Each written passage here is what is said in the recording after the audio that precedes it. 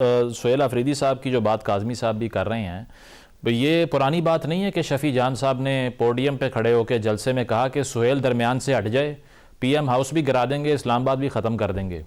अब आप देख लीजिए कि किस तरह के बयानात आ रहे हैं। तो नैरेटिव का जहाँ तक सवाल है, क्योंकि पीटीआई की सारी पॉपुलैरिटी तो खड़ी ही नैरेटिव के ऊपर है। ऑब्वियसली जब उनसे पूछते हैं कि जी अस्पतालों के नाम गिनवा दें पख्तूनख्वा में जो बनाए, तो वो नहीं कोई बता पाते, लेकिन वो कहते हैं शऊर की बेस पे हम खड़े हैं। अब अगर ये शऊर थोड़ा सा रोल बैक हो गया, मुलाकातें रिज्यूम हो गई, तो उस नैरेटिव का क्या बनेगा जिसकी बेसिस पे लाखों करोड़ों अवाम को चार्ज किया, उनको सड़कों पे लाए, आंसू गैस के शेल भी खाने पड़े, गिरफ्तारियां भी करवा ली।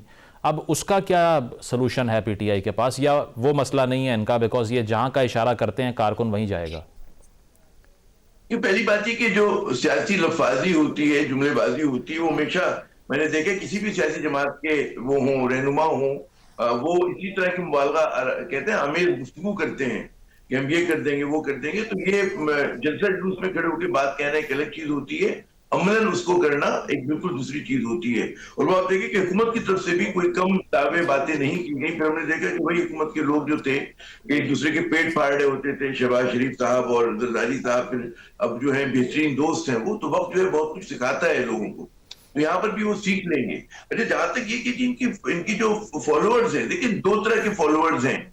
एक तो वो है कि जो मतलब है इस पॉलिटिकल पार्टी के साथ है, वो समझते कि पाकिस्तान में तीसरी कुव्वत की जरूरत है, और वो इमरान खान को अब भी जो है mister clean of Pakistani politics समझते हैं, ठीक है ना। और उनकी नाराजगी बुनियादी तौर पे दो जो मौरूसी सियासत के घराने हैं उनसे बहुत ज्यादा है। वो समझते कि पाकिस्तान पीपुल्स पार्टी और नून लीग को बार बार मौका दिया गया और इन्होंने डिलीवर नहीं किया, और जो भी हम देखते हैं कि सिर्फ इदारों को ज्यादा मौका मिलता है आगे बढ़ने का, तो उनकी वो तनकीद अपनी जगह उसी तरह कायम है। और वो लोग जो है मतलब है कि जो उनकी लीडरशिप कह रही होगी क्योंकि वो पाकिस्तान में है, तो उसी तरह से वो उस चीज को अकोमोडेट भी कर रहे होंगे। मसला आएगा उन लोगों का कि जो मतलब बहुत ही रेडिकल किस्म का बयानिया बनाते हैं, और वो स्टाफ को मैं समझता हूँ कि पहले भी गालिबन आपके शो में भी बात हुई थी कि बतौर कोई ऐसी जमात बना के पेश करते हैं कोई इनकलाबी है कि निजाम को ढा देगी। तो हम हमेशा से कहते हैं कि पीटीआई अपनी समाजी साख में, क्लास कैरेक्टर में कोई इनकलाबी जमात नहीं है, वो एक मेन स्ट्रीम पोलिटिकल पार्टी है। इनकलाबी जमात कुछ और होती है, फिडेल कास्ट्रो इसको लीड नहीं कर रहा, चे गेवेरा में इसमें नहीं है, ठीक है नहीं, माओ ज़ेडुंग की पार्टी नहीं है, इमरान खान की पार्टी है। तो इमरान खान का अपने के साथ सियासत करने का, तो इनकलाबी उन लोगों को तकलीफ होगी। वो लोग जो है वो सियासी बयानियां मुल्क से बाहर बैठ के बनाते हैं, उनका एक अंदाज है रेडिकल गुफ्तगू करने का, लेकिन पाकिस्तानी पॉलिटिक्स के कुछ मैट्रिक्स हैं जिन्हें समझना जरूरी है। नहीं, लेकिन यहीं पर आमिर साहब जो आप कह रहे हैं ना, मुल्क से बाहर बैठ के बयानियां बनाते हैं, अब उनका भी फिर क्या होगा? क्योंकि ट्विटर स्पेसेस के ऊपर सुहेल अफरीदी साहब की भी बैशिंग शुरू हो चुकी है पीटीआई के सर्कल्स में। अब जिस तरह की बातें इस प्रोग्राम में हमें सुनने को मिल रही हैं, तो फिर तो कोई भी नहीं बचेगा ट्विटर पे, सोशल मीडिया पे, कहीं पे भी।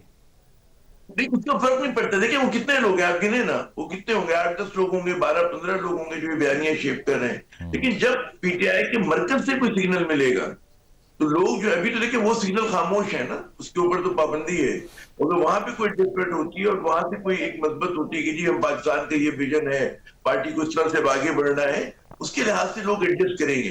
मैं आपको मिसाल दूं, पीपल्स पार्टी 1986 से पहले उसमें एंटी अमेरिकन सेंटिमेंट बहुत गालिब हुआ करता था। वहां पे बाएं बाजू के जो लोग, भुट्टो साहब ने खत दिखाया था हेनरी किसिंजर का कि इस वजह से निकाला गया मुझे, खान साहब ने फिर उसी को कॉपी पेस्ट कर दिया बाद में। बात है ना, मैं 86 तक की बात करूं, 86 तक की। तो बेनजीर भुट्टो ने लाहौर में कदम रखा, उसके बाद उन्होंने बड़े मतलब है उसमें कहा कि जी अमेरिका के झंडे नहीं जलेंगे, और पार्टी ने उसके साथ एडजस्ट कर लिया, ठीक है ना। और वो जो भी था, वो जो इनकलाबी लड़के हुआ करते थे, कोई अफगानिस्तान जाके बैठा करता था, कोई सीरिया जाता था, कोई एजेंटों में शामिल हो जाया करता था, बड़े रेडिकल काम करते थे। पीटीआई ने तो कोई भी ऐसा काम नहीं किया। वो इन्हीं के लोग हुआ था। टीपू कौन सी पार्टी का था? टीपू जो था, डिस्टेंस उन्होंने किया अपने आप को एजेंटों से। वो मैं नहीं कह रहा कि सेंट्रल कमेटी का डिसीजन था पीपल्स पार्टी का, लेकिन पीपल्स पार्टी ही के लोग थे। लेकिन जब बेनजीर ने फैसला कर लिया तो उसी तरह से पार्टी ने अपने आप को एडजस्ट किया, ठीक है ना। इसी तरह आप याद करें वो मतलब फौज की शान में क्या क्या नहीं कहते थे। वो सिर्फ का तैयारा जो था लैंड नहीं होने दे रहे थे, वो जो आर्मी के अंदर वही सेंटीमेंट हुआ करता था उनके लिए। जो आज उससे भी ज्यादा। ठीक है, मतलब आपका मतलब गुफ्तगू का क्रक्स ये है कि ये जो बयानिए की एक ट्रैजेक्टरी होती है ये पार्टी लीडरशिप की तरफ से आती है, लोग उसको फॉलो कर लेते हैं।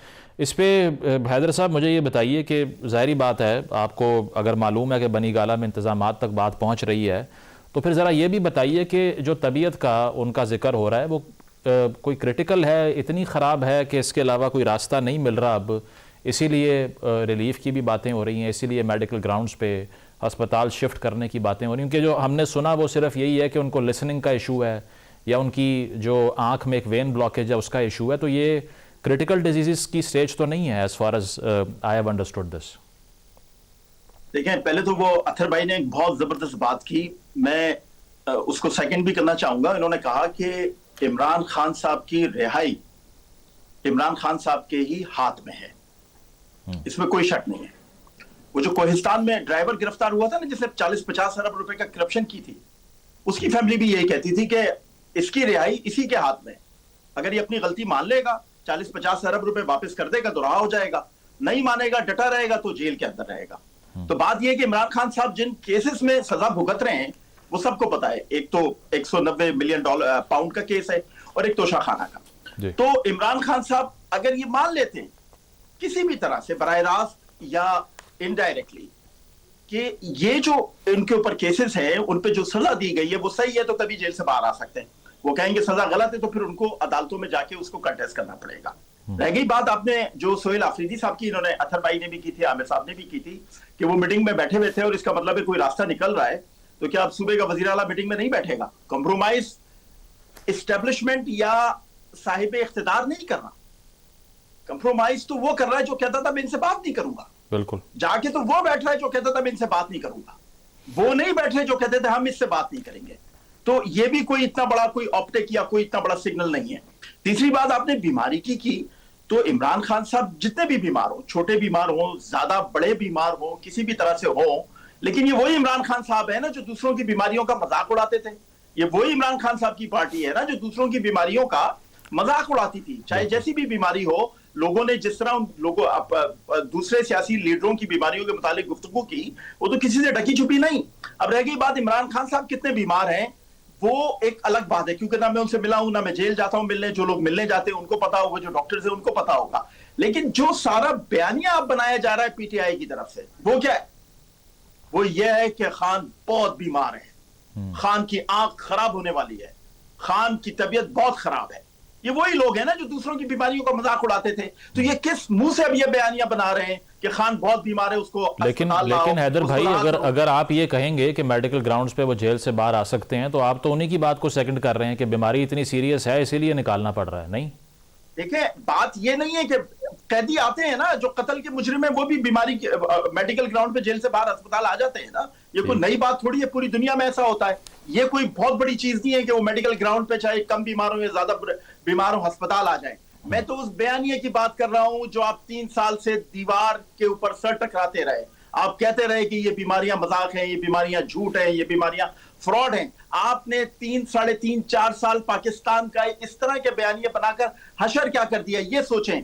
आज जो काम आप 3.5 साल पहले कर सकते थे, आज कर रहे हैं। अब आप देखें 3.5 साल आपने इस मुल्क को नुकसान कितना दे दिया। आपने इस मुल्क की मईशत को कहां पहुंचा दिया, आपने क्रेडिबिलिटी को कहां पहुंचा दिया, आपने अवाम के अंदर मोटिवेशन को कहां पहुंचा दिया। आपने दुनिया भर में गाड़ियां चलाई, फौज को गाली दी, पाकिस्तान को गाली दी। आप कहते थे ईंट से ईंट बजा देंगे, आप कहते थे मुल्क तोड़ देंगे, आप कहते थे श्रीलंका बना दो, आप कहते थे खान नहीं तो पाकिस्तान नहीं। आज 3.5 साल बाद आप उधर ही आकर खड़े हो गए। आपके अंदर कोई शर्मो हया है? जी ठीक, बिल्कुल बिल्कुल। मतलब आप ये कह रहे हैं कि ये इस सारे जो प्रोसेस है जिसमें पोलराइजेशन क्रिएट हुई, इससे जो नुकसान हुआ है वो इरिपेरेबल डैमेज है। आगे क्या होता है वो दिखाई दे रहा है। हुआ ना, आज आप तो आज उसी जगह आके खड़े हो गए ना। खान को अस्पताल लाओ, अस्पताल से घर ले जाओ, घर से लंदन या अमेरिका ले जाओ। ठीक, फिर आपने क्या हासिल किया? प्रोग्राम में एक ब्रेक शामिल करेंगे, ब्रेक के बाद वापस आते हैं। Stay with us.